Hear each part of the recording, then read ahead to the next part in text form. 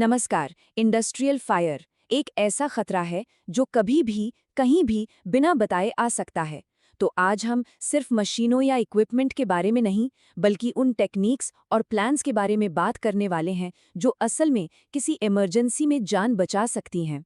जरा सोचिए, आप अपने काम में लगे हैं, चारों तरफ मशीनें हैं, सामान रखा है और अचानक आग का सायरन बजने लगता है। क्या करेंगे? आपका पहला कदम जिंदगी और मौत के बीच का फासला तय कर सकता है। और ये एक ऐसा सवाल है जिसका जवाब हम सभी को पता होना ही चाहिए। तो चलिए इसे थोड़ा और गहराई से समझते हैं। देखिए, इंडस्ट्रियल फायर का मतलब सिर्फ आग की लपटें नहीं है। ये एक बहुत ही सीरियस इशू है जिसके लिए कानूनी तौर पर तैयारी करना जरूरी है। यही तैयारी असल में जान बचाती है, चाहे कोई पेंट बूथ में काम कर रहा हो या सीएनसी शॉप में। भारत में फायर सेफ्टी को सुझाव नहीं है, ये कानून है। 1948 के फैक्ट्रीज एक्ट से लेकर नए ओएसएच कोड 2020 तक नियम बिल्कुल साफ हैं। हर वर्कप्लेस पर आग से लड़ने के लिए सही इक्विपमेंट, सही ट्रेनिंग और रेगुलर ड्रिल्स होनी ही चाहिए। ये सिर्फ नियम नहीं है, ये हमारे सेफ्टी नेट का बेस। अच्छा, तो अब बात करते हैं औजारों की। ये समझना बहुत बहुत ज़रूरी है कि हर आग एक जैसी नहीं होती और इसीलिए हर आग को बुझाने का तरीका और उसका इक्विपमेंट भी अलग होता है। सही एक्सटिंग्विशर चुनना, समझिए आधी लड़ाई तो वही जीत ली। सबसे आम होती है क्लास ए की आग, मतलब लकड़ी, कागज या कपड़े जैसी रोजमर्रा की चीजों में लगने वाली आग। किसी भी फैक्ट्री के पैकिंग एरिया या ऑफिस के बारे में सोचिए, ये आग वहां आसानी से लग सकती है।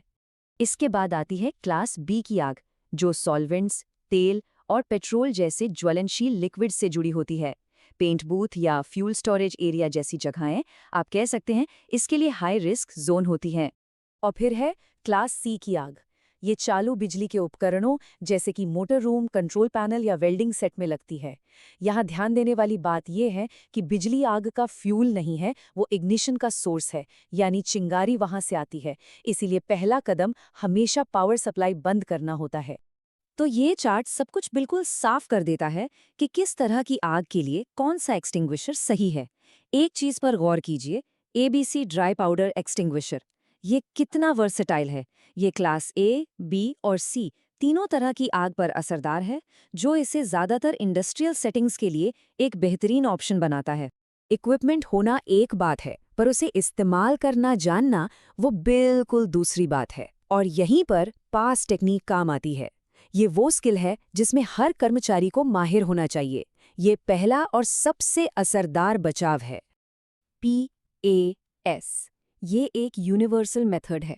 इसका मतलब है पुल, एम, स्क्वीज और स्वीप।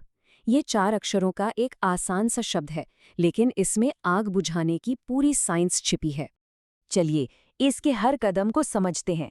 सबसे पहले पिन को पुल करें, यानी खींचें।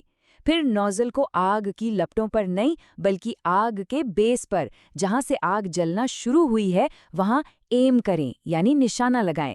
तीसरा, हैंडल को स्क्वीज करें, मतलब दबाएं। और आखिर में नोजल को एक तरफ से दूसरी तरफ स्वीप करें, जब तक आग पूरी तरह से बुझ ना जाए। सबसे जरूरी बात, आग के बेस पर निशाना लगाना है। और हाँ, सेफ्टी डिस्टेंस बनाए रखना बहुत जरूरी है। आग बुझाना शुरू करते वक्त कम से कम 1.8 मीटर की दूरी जरूर रखें। ये आपको आग की गर्मी और लपटों से सुरक्षित रखेगा। पैस टेक्निक के साथ कुछ और नियम भी हैं। हमेशा हवा की दिशा में खड़े होकर आग बुझाएं, ताकि धुआं और गर्मी आपसे दूर जाए। अपने पीछे भागने का रास्ता हमेशा खुला और साफ रखें। आग पर कभी भी अपनी पीठ न फेरें और बुझाने के बाद भी नजर रखें कि कहीं आग दोबारा न भड़क जाए। और हाँ, इस्तेमाल के बाद एक्सटिंग्विशर को तुरंत रिपोर्ट करके रिचार्ज करवाना न भूलें।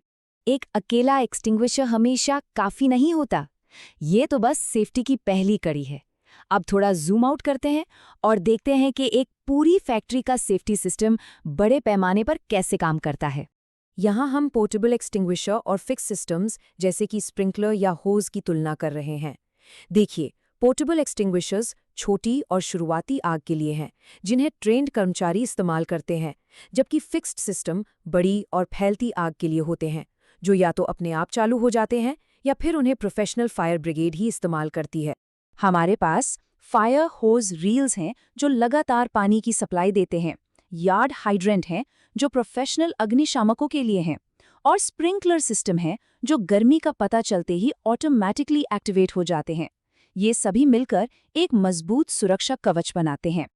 अब तक हमने इक्विपमेंट और सिस्टम की बात की, लेकिन सबसे जरूरी और अल्टीमेट सेफ्टी सिस्टम तो इंसान और उनकी बनाई योजनाएं हैं। सही समय पर सही फैसला लेना किसी भी मशीन से ज्यादा कीमती है। आग लगने पर आपकी पहली प्राथमिकता क्या होनी चाहिए?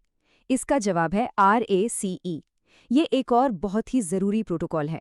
इसका मतलब है रेस्क्यू यानी बचाव, अलार्म यानी सबको सचेत करना, कन्फाइन यानी आग को फैलने से रोकना, और आखिर में इवैक्यूएट यानी बाहर निकलना या एक्सटिंग्विश यानी आग बुझाना। तो रेस और पैस में से क्या चुनना है? नियम बहुत सीधा है।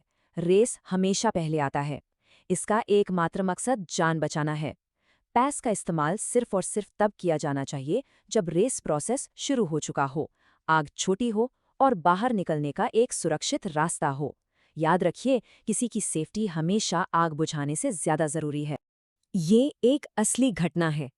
गुरुग्राम की एक इलेक्ट्रॉनिक्स यूनिट में एक ड्रिल के दौरान छोटी सी बिजली की आग को PASS टेक्निक से तुरंत बुझा दिया गया। ट्रेंड कर्मचारियों की तेजी ने एक बड़े हादसे को टाल दिया। ये इस बात का सबूत है कि सही ट्रेनिंग असल में कितनी मायने रखती है। तो सिस्टम अपनी जगह पर है, तकनीकें सबको पता है, पर क्या हर कर्मचारी उस एक पल के लिए तैयार है? ये एक ऐसा सवाल है जो हर मैनेजर और हर कर्मचारी को खुद से पूछना चाहिए, क्योंकि तैयारी ही सेफ्टी की असली गारंटी है।